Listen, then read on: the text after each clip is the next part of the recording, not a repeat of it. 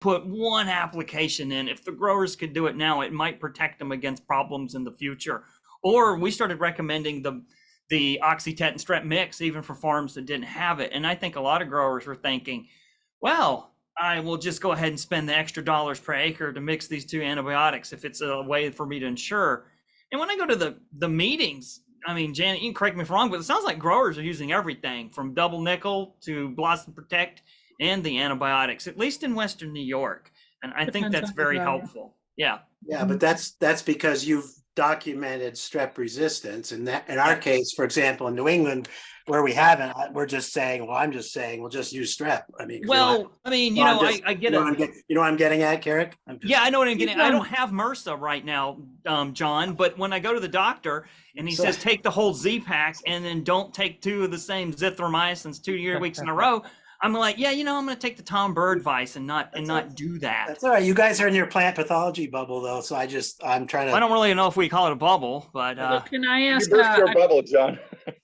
Can I ask a controversial question here? Sure. Then? I wonder if we need to answer Dave in the chat yes, too. I'm getting to it, but I want to keep this conversation going for one more second. I'm just wondering if the resistance testing is maybe actually creating a false dichotomy in growers' minds that actually is causing harm in some cases, where people are then thinking, oh, I'm not resistant, therefore I can just keep spraying a ton of strep per John Clement's option. Yeah, I don't know. That's a good question. Yeah. I'd like to challenge the pathologists, the active pathologists on this session, because historically, and I don't think you can disprove this anywhere, strep resistance has not shown up except, let me put it this way, it consistently showed up as people went to using summer sprays of strep. And so you can go all the way back to when I was in grad school. Goodman at Missouri suddenly had a paper at APS and said, wow, if you put strep in every summer spray, you can control shoot blight. And he came back 2 years later and said, oh, wow, we've detected strep resistant Erwinia. And that was the first report, as far as I know, of strep resistant Erwinia in the early 70s.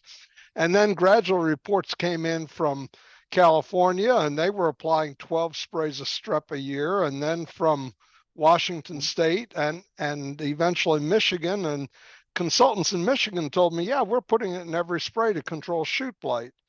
So I don't think we have convincing evidence that strep resistance ever develops if there's no strep applied after bloom. So, well, Dave, I mean, I published a paper where we did intentionally just that under controlled conditions and had peer review, and we could not magically create strep resistance even after 2 years of abusing it and doing 12 applications in the summer. Well, so there's something else there that I would like to add. You know, there is a lot of growers who are not using the model, okay, to determine when they're going to go and apply their streptomycin. And for different reasons, right? Time, ran over them. They are not, using computer. And, I've seen that happen in 2020 when we also, and Carrick and I discussed it before, when you have 5 or 6 days with EIP value of 400 to 600.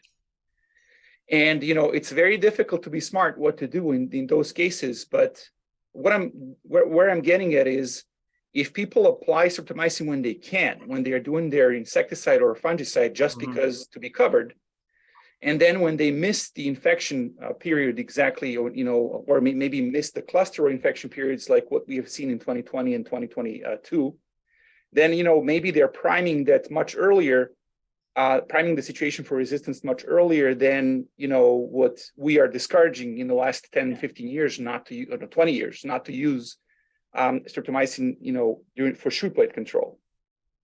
And one of the issues is that some growers in New York, when I was still there, they did use streptomycin after symptoms occur. Sure. Which should not happen. So, and I didn't want to go and throw in the wrench there in this whole discussion, but I would like to ask, what do you guys think? And this is what I've heard from others, that potentially the resistance was outsourced from the nurseries into the commercial orchards, because that's where the frequency of application of streptomycin is much higher than what would it be in commercial orchards. I think isn't that for the New York situation? Is like they think the strep is not developed but rather introduced in the like 2008 thing. Yeah, the early turn of the century, it was believed to be introduced. And while 2 growers who had confirmed cases eradicated their blocks, I've heard reports from consultants and other people in the Western New York industry that someone else might have had some trees from that location as well and didn't destroy them. I think one of the questions that we should ask about Dave's question, what does strep resistance really mean? So how this occurs is there's 2 methods. The first method is you have a plasmid that's non-conjugative, and it has to be physically moved from the bacterium from one location to another. It can't be passed from wild Pseudomonas syringae, PSP in the field or other stuff hanging out on the surface. Now, there has been original movement documented, but it's on a different plasmid. So, for example, if we spray 100 times over the course of the summer, no amount of spraying is going to create a 5 kilobase pair fragment in a plasmid inside an organism, and that's going to possess 2 streptomycin resistance genes on a transposon and the whole mess of how this occurs. Well, next week we'll show you the details of how that is. So when we find plasmids in an orchard that are non-conjugative, that are possessing 2 streptomycin resistance genes that give you about 200 parts per million resistance, as Dave mentions, yeah, you can't overcome that with a higher rate, but that's magically, we can't create genetic material. You know, you can't create fingerprints on a murder weapon. You can't create bands that show this. That one can't be created. But what can be created, as Dave mentions, is enough situations where the inoculum is so high that you have a random mutant in the target site gene on the actual chromosome. Now, in the case of New York, we're not finding that prevalent. In the case of California, as Dave mentions, that was the predominant mechanism for resistance, was that base pair mutation, which could occur under natural selection and then be selected by post-bloom applications of streptomycin. That's not what we're finding in New York. We're finding, like Michigan, the 2 tandem genes on a plasmid that's stuck on one plasmid that's only carried by Erwinia and has to be moved from site to site. And so that's what makes me think it's possibly being moved, not necessarily created on the site. However, could that occur again?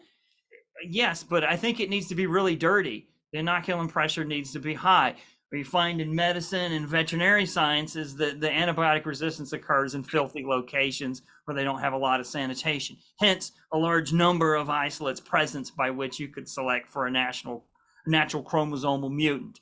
Now, when we start doing the genetic testing of all these things and find out what we have, then we can begin to think about, did that create it on site, or was that brought in from somewhere else? And interestingly enough, in California, I believe, according to Frank Zal's presentation last week, is that there's a new type of resistance that's predominantly taking place. It's no longer the chromosomal one. It's another plasmid-borne one, which causes you to wonder about practice and movement of material, as was suggested by Surgeon. So those are kind of some of the things that it means. If you get the chromosomal mutation, you get 2,500 parts per million protection. You can't beat it with a labeled rate.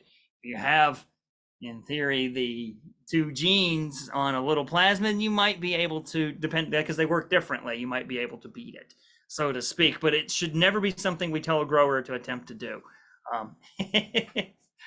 It could explain why we don't see it some years, and because a good high rate of strep is knocking that out, and then like a really bad year comes around, we see a whole bunch of inoculum.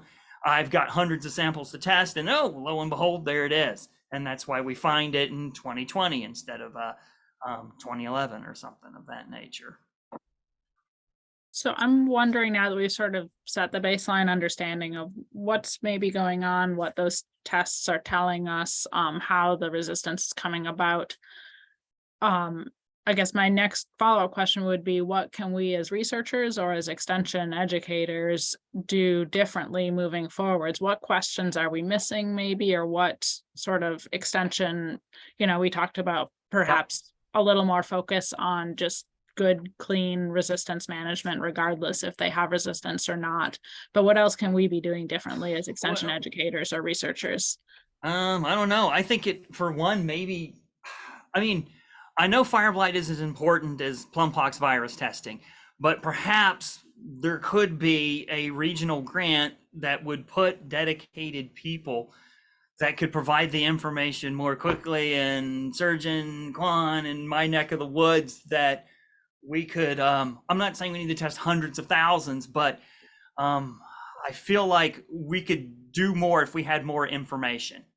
And I think we're trying to get it based on how many backpacks I can carry for BASF in a year, or how much farm viability is wishing to contribute, as opposed to like, you know, if we had a dedicated person in these 3 regions that could really get a lot of information very quickly, we would be better informed to be able to provide all of it, instead of like waiting for my graduate student to have enough time in between classes and other research projects to continue working on this. If we had people and funding behind it, I think that's one of the things we could do as a group, would be to support a larger effort for antimicrobial resistance examination in bacterial pathogens, whether it's Pseudomonas syringae, PSP, or Erwinia, or Xanthomonas, or Dickia. I don't know. It's just a thought. And then, of course, I think we just need to have clear messaging. Yes, I agree with Carrick. That extensive testing would one way that information could be useful to a grower would be like, for example, in New Hampshire, if they know that for sure, or they have a higher confidence that the resistance is not in New Hampshire, then they can potentially be a little bit less concerned, as in a region you already have the resistance, and then you can potentially adopt this rotation of antibiotics or other control materials, so that you can better target this problem. That brings to the next thing I was thinking, like, for example, for the resistance to come up, it has to come up with 2 ways. One is introduced, from like a nursery in an area that already has resistance, or it emerged from where it was, after years of application of strep, through mutation, or through, like developed endogenously. So with those 2 methods, if we wanted to really eliminate the risk, at least, of this emergence of resistance, so perhaps better control the, maybe one, I don't know how practical it is, to prevent the transmission, maybe either not to buy nurseries from areas that already has the resistance to eliminate the risk, or at least maybe do some random testing of those nurseries to confirm that there is Erwinia free, nurseries stocks. And then some of those control practices, what Carrick already mentioned, potentially even with some other measures like blossom protect, with maybe appropriate rusting management, could be used in regions where has a risk. For example, in Eastern New York or Western New York, for sure, you can as a alternative measures to reduce the selection for the resistance, with less use of strep. So that's just some thoughts based on those 2 sources of resistance. Yeah, the one thing I will say about nurseries is they don't want you to come test it because of the stigma. Not to mention the fact that there's probably a lawsuit in Quan in my inbox right now, and surgeons as well, even for suggesting. Butterwood has, I think you did some research on the Butterwood one. Exactly. We need a certification program. I think that would be key. And then, of course, nurseries could proceed with confidence. I mean, the sad part is right now is the USDA germplasm repository in Geneva is loaded with streptomycin resistant fire blight. And we have a project with Ben looking at survival in budwood after they run their processing stuff. But right now, I'm doing this webinar instead of grinding up buds and seeing if his freeze drying critical point stuff is actually good enough to send stuff to Fort Collins or not. So I think what it really highlights is that it's too damaging to an industry that serves an entire East Coast, and I think we need a certification program. You know, much like you said, that would assist Yeah. with nurseries Yeah, and for- clean You know, I stock. talked to some. I also work a little bit on DKI. You know, for potato, they have the seed potato certification program. You know, like lots of those states, when you produce seed potatoes, you want to make sure they are virus free, the bacteria free. I mean, you have to do lots of those tissue growing and testing. Unfortunately, for for Apple, I don't really see that as a, at least based on our current situation, that we just couldn't provide things to meet that need. Dave, we don't hear you. You're muted. You're muted.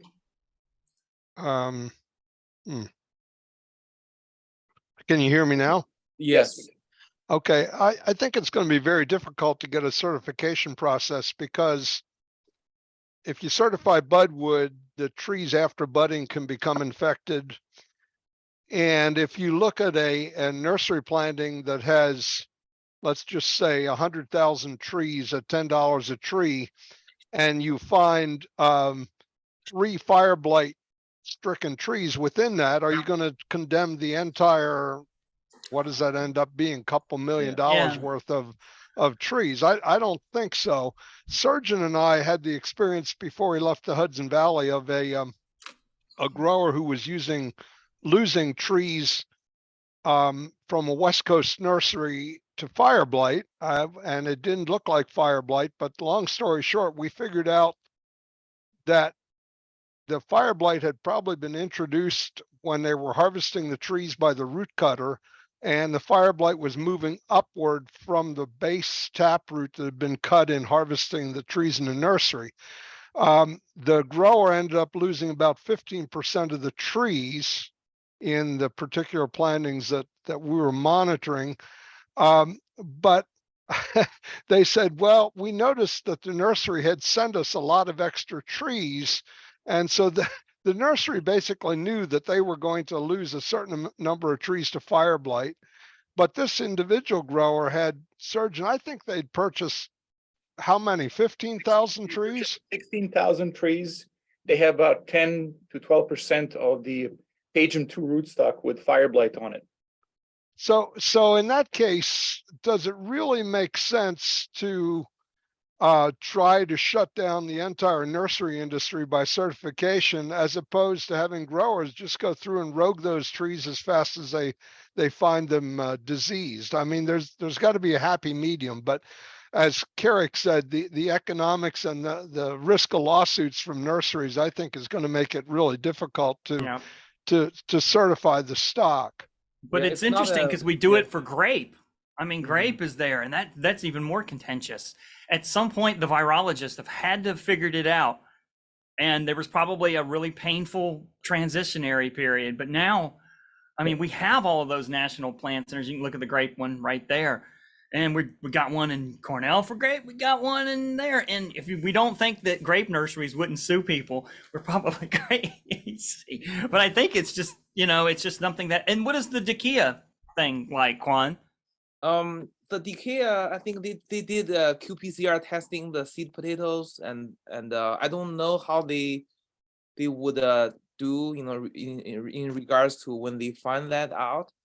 But I know they're also in the 2015 to 17 there is a big outbreak in the eastern United States, and actually I know a extension educator, Steve Johnson or somebody from Maine, who got in trouble with the industry, and he was almost fired because of the this tension of, he reported that that's from their seed potato. So anyway, there is obviously, like, I'm not saying that by all means this is a practical or easy thing to do, and I also don't mean that this is to eliminate awarenea. It's not to eliminate awarenea. It's mostly just to eliminate the streptomycin resistance spread.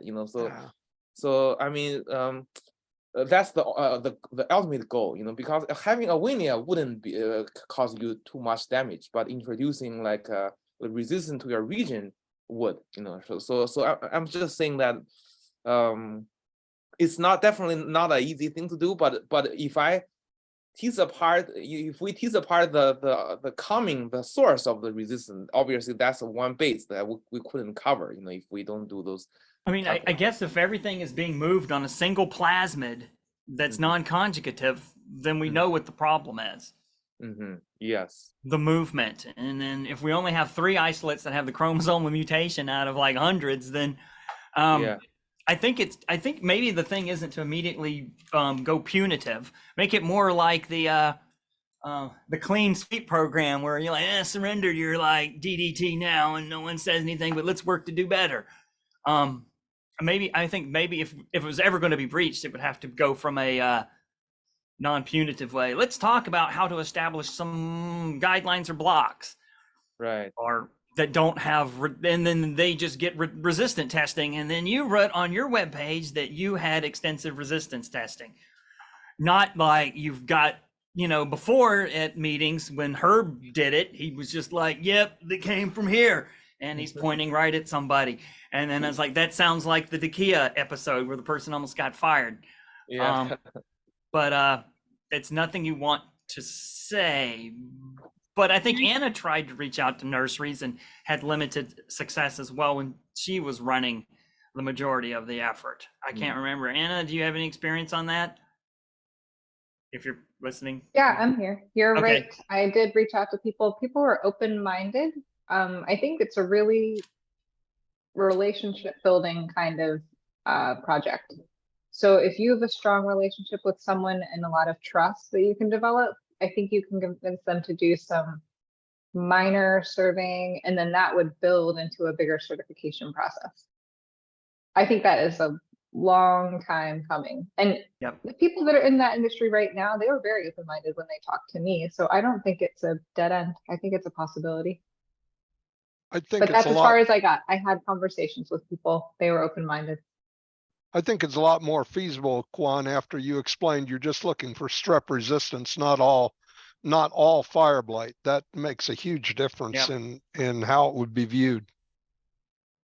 So if we come back to that question of strep resistance, and maybe I'm not fully understanding, but it sounds like, let's say we have a field with 100 Erwinias and 10 of them are resistant. So 1/10 of the time we go out there, we take one sample, 1/10 of the time it comes back resistant. 9 out of those 10 times it comes back susceptible.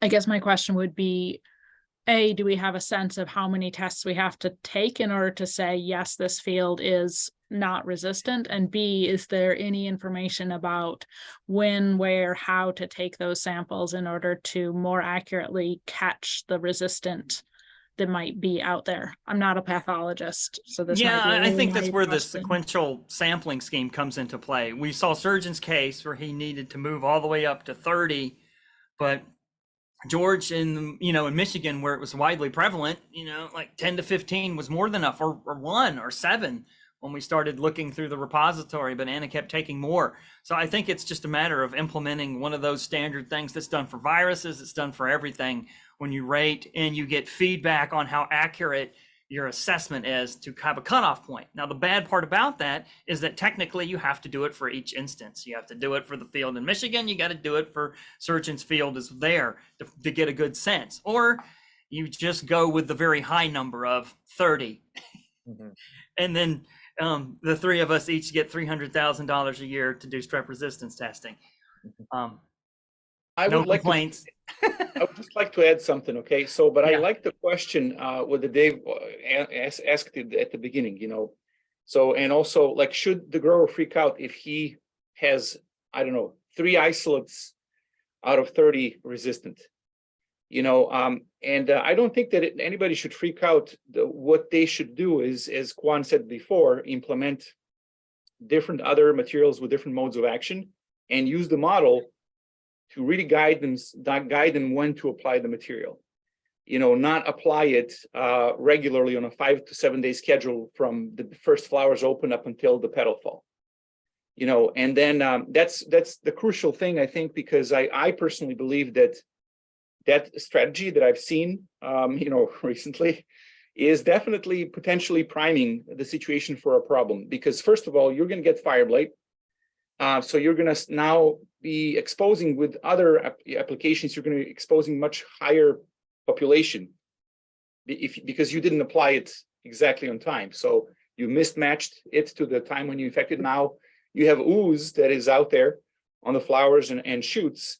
You're not seeing it because the blight symptoms did not express yet, but you're now with next applications, you're exposing those bacteria to your additional applications of streptomycin. So it's not only the shoot blight management that potentially is bringing towards forcing or maybe getting that mutation to spontaneously occur. I believe it's the approach. So going back to the diversification of the different modes of action, that's absolutely crucial for all the other growers to use. If their neighbors hypothetically had some strains that are resistant, you have one, right? Whether you have 1 or 30 isolates, you should still implement that alternation and broaden the spectrum of efficacy of your spray mix by maybe adding Fireline with your firewall, or doing a good job early on with copper, during the delay dormant spray, doing a good job with pruning, trying to reduce the amount of cankers from which the inoculum comes in. All those have to kind of play together in an integrated program if you maybe find some resistant strains. So it's irrelevant how many you have. Isolates, in my mind, it's the response that happens after that is going to basically help you never actually get that to become a huge problem when you basically lose completely efficacy of streptomycin, which means that you didn't do anything when you had an indication of single or 2 isolates being resistant. So that means you continue doing the same thing, you didn't alternate, and then down the road, you completely lose efficacy. And that's the game of the individuals versus population that Carrick, in his presentations mentions, right? You're basically having a population with 3 or 4 isolates resistant. But if you don't change anything, you're going to have, in 5 years, you're going to have 15, 20 individuals resistant. And 6, 7 years down the road, 10 years, you're going to have 50% of the individuals there. So you're basically now allowing them to thrive and increase. They become main game in town instead of being completely pushed out by applying these alternating measures that prevent the population to become resistant. Yeah, I mean, we've seen it for every single site chemistry since the 1950s for apple scab. I mean, exactly what Surgeon talked about. I mean, this is what we recommend every year. If we don't have it, still do the rotation stuff. I mean, if you don't want to do it, that's fine. But then you'll be in Surgeon's scenario. You'll be an example of the thing he described. So I don't know. I think that's just the way of the future. Yeah, we're doing that right now for the FRAC 11 group fungicides for Colototricum. We don't even want to get to the point that there is resistance to that group. So we're just telling growers right now that they have to invest more money into fungicides that are effective and alternate them during the summer so that they can actually have multiple modes of action working against the fungus so that we never come to the point that QI fungicides lose efficacy against bitter rot. So it's the same principle. So that's the action, I guess, outcome from what Janet, you were asking, or from what Dave really alluded. What does really strep resistance mean? In my mind, it means the action of the grower after he knows whether he has 1 or multiple strains that are resistant, what he does. That's what it means to me. I don't think we should ever wait to lose the efficacy completely, because that's what happened in California and Oregon. That's what happened in some parts of Washington.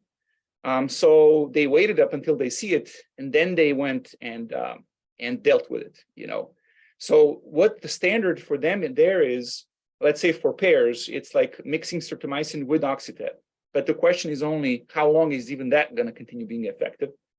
And then they have to, deal with that problem. For me, the more concerning issue is the violent fire blight infection periods we're getting every 2nd or 3rd year, during bloom, when we have these extremely favorable conditions that, lead to very high infection risks. And, what's his name? The cider guy at Cornell. Greg Peck, Yeah, Greg Peck, he told me, I saw the model, for 7 days, it's showing the infection. Even if you type in the streptomycin application, say on the day 2, you still have the next day or the 2 days after the infection. So he would apply it at the beginning and at the end of that cluster of infections, whereas maybe Carrick and I would say, well, spray every third day and you should be good. That's where I'm getting more concerned. It doesn't happen every year, okay, but I'm south enough more that I can see those infections being a big problem. How does the grower approach managing something like that? And the model is the only way that you can understand better when to deliver your material. And I'll be honest with you, in Virginia, Cassumin is not even sold. Nutrineg doesn't even carry it. It's not only that it's too expensive, but we don't have the issue with resistance. So most of the growers judiciously apply it. But to be honest with you, I also don't know fully the reason why we don't have resistance in Virginia. So I think earlier, one of you mentioned we really need clear messaging to the growers. And I think one of the things that is not clear at all to growers and that needs to be clarified is the difference between a year where you have one infection period with a Mary Blight EIP of 150 as compared to the year which Surgeon described where you have 7 continuous days of infection. And my sense is that by saying, well, you need to rotate and all this bad stuff is going to happen, the guy who has only one infection period a year says, I'm not going to spend 2 or 3 times as much for Actigard and Kasugamycin, and he doesn't, and he gets by. But then when he gets a bad year, he says, well, I got by, so I don't need to change. And so I think the critical thing is identifying the difference between a year where there's basically very little risk of a major blowout compared to a year where you do have repeated infection periods and the chance for the first infections to produce inoculum before the next infection period or the last infection period is completed. And in those situations, I absolutely agree that rotating and spraying multiple times on a 3-day schedule or whatever is really essential. But I don't think growers understand that difference between a modest risk somewhere during the season. And I would argue that when that happens, they're going to time the strep spray pretty well, and they may get enough there to even knock out the strep resistant ones. But when you get the things going on for 3, 4, 5, 6, 7 days, then even if you apply strep every third day, the residues are going to drop off in between, and some of the isolates are going to get through, even if they're not strep resistant. But those are the scenarios where I feel we really need to emphasize the rotations rather than making a blanket statement. One of the things that bothers me about the current strategies is that the strategies with the SAR inducers and with Blossom Protect is we're pretty much throwing the IPM thing out the window because you have to start it before you know if you're ever going to have an infection period. And I can understand that if an orchard had a strong history and a lot of resistance, but I'm afraid that the message to growers is getting muddied because the implications too often are that, well, somebody in a town 50 miles north of you had this, so you all better start applying these programs that are very expensive and may never be needed. And sorting that out in terms of messaging, I think, is tough. So just before I quit, another wild idea, Carrick, I don't know if you or anybody else, I've wondered what you would get if you asked Chat GPT to write a scenario for managing strep during bloom. Yeah, one of the things I agree with you, Dave. One of the things I found most interesting until these last few years is I didn't spray any of my orchards for blossom blight. I mean, Anna knows we never sprayed any of the scab blocks for blossom blight at all. And we never got fire blight whatsoever. We had plenty of susceptible varieties. But I think what's been really getting me is those 1 to 2 blossom infections that become very exponential once the hot petal fall weather takes off. It's not like Greg Peck calls me, it's like, I got so much blossom blight, I can't shake it off. What he says is like, I had a 39-degree day during full bloom, but now I've got a 90-degree day during petal fall and 8 of them. And I think at that point, 1 or 2 things is just getting through. and people are throwing the kitchen sink at it to try to stop it. And I think that's where we're running into trouble. Now, I don't think that's the case for Eastern New York. I'm looking at your stuff and I don't see that as much. But I don't know if Surgeon's having those type of issues or Quan is having those type of issues. But our bloom, Western, is still pretty kind of cold. And I wouldn't necessarily say spray 100 times during bloom. I'd be like, oh no, try to slow your tree down like crazy when it starts growing as soon as you hit the thinning period. I mean, that's sort of more of my Western New York thing. Yeah. Because otherwise I would never spray for fire blight, never see it until these really bad shoot blight years. And all I see is shoot blight. Eric, I'll just jump in on that. I'd say, out of the 5 blooms I've seen up here, I think we've had 3 years where we've had that scenario of we've got 5 days of red. Where do I spray? And let's go out 3 times. So it seems like in the Champlain Valley, they're popping up more than they used to, certainly. I think I really like sort of the construct that you put out there, Dave, in terms of looking at different scenarios or presenting it not just to the growers as like, here's your one recipe of how to deal with strep resistance. Here's sort of different recipes for different years. But I think an important part of that, which is what Carrick's just alluding to, is that can change really quickly. So it can go real fast from a year where we're saying there's very low risk of fire blight this year to, whoa, we're getting it everywhere. So I think being able to provide them with information that they can like turn on a dime and sort of quickly adjust from not too worried to, oh my gosh, it's everywhere, is an important part of it.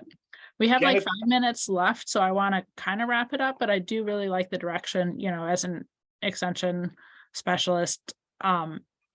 My takeaway hopefully is sort of, where are we going? What are we telling the growers? What's our recipe that we give to them in terms of how are they thinking about strep resistance? So I'd love a few final thoughts on that or final comments wrapping that up.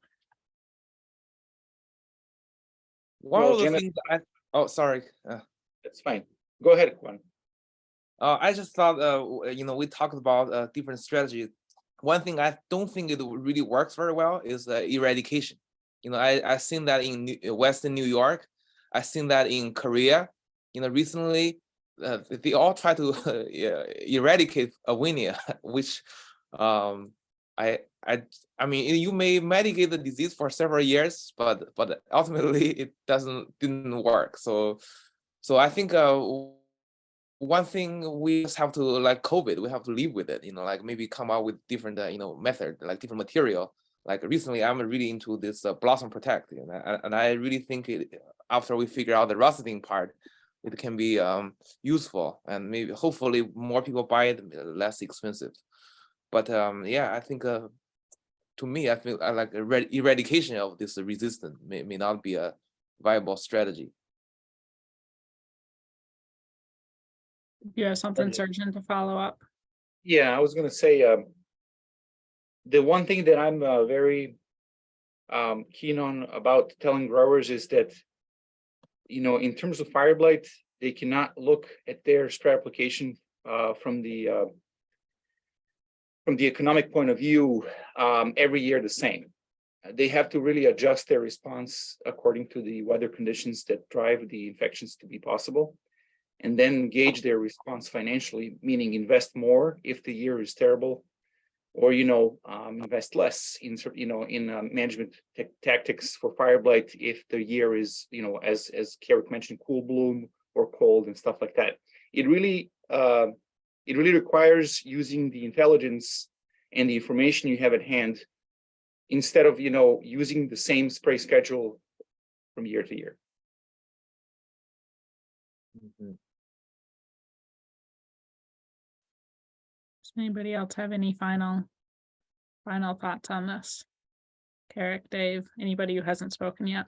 I would agree with, I think Mike and several people have commented that things are really changing, and with climate change, what worked for me when I was actively managing our research orchards and giving advice to growers may not work at all anymore, because our climates really are, our springs really are changing a lot. And so I think we also need to make growers aware of that. And certainly the Champlain Valley is a a great case where growers said, oh, we don't have to worry about fire blight, and then they got clobbered.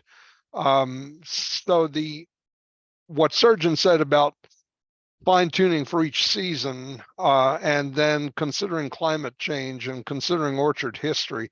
But one other point I wanted to throw in, and we've talked about strep coming from outside sources being the nursery, but there was a case, a clear-cut case in the Hudson Valley where in June, a really violent thunderstorm came through.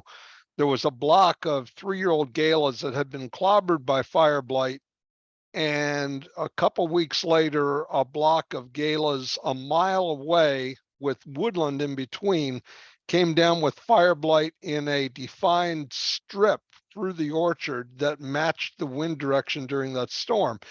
My point is that we need to be aware that fire blight can spread locally as much or probably more than it does through nurseries. And I told growers many times that fire blight is a community disease, and if you have it, you should let your neighbors know, because otherwise they can't protect themselves at all.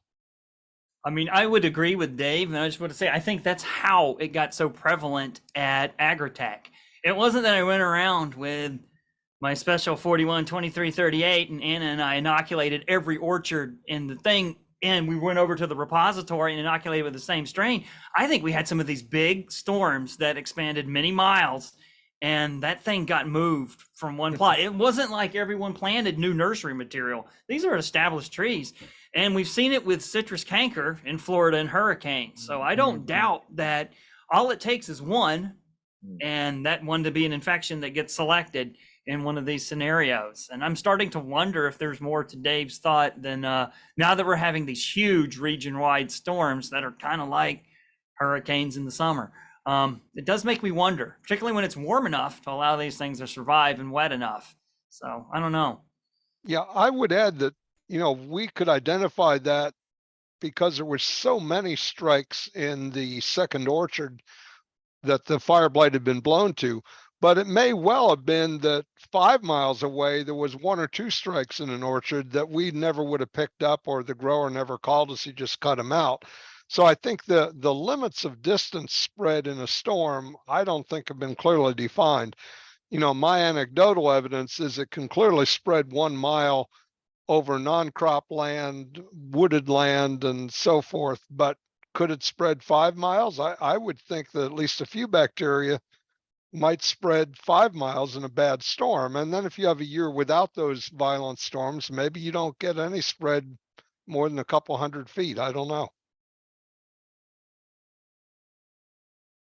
Right. Well, we are up to 1 o'clock. So for the sake of everybody's time, I'd like to go ahead and wrap it up. But thanks everybody for your time. I think we had some interesting conversation. I think we've got a lot more conversation to go on this. I did see a few things went into the chat, so we will send those out to everyone, but also, go ahead and take a look. There was some interesting, Carrot gave his sort of like advice for strep, non-strep resistant blocks to make sure they stay that way.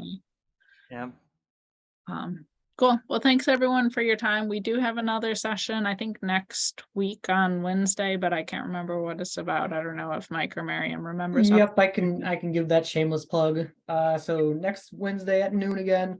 Sort of a continuation of this to an extent. Next week we're gonna have Allison Desmarie, Lynn Kime, so 2 economists, excuse me.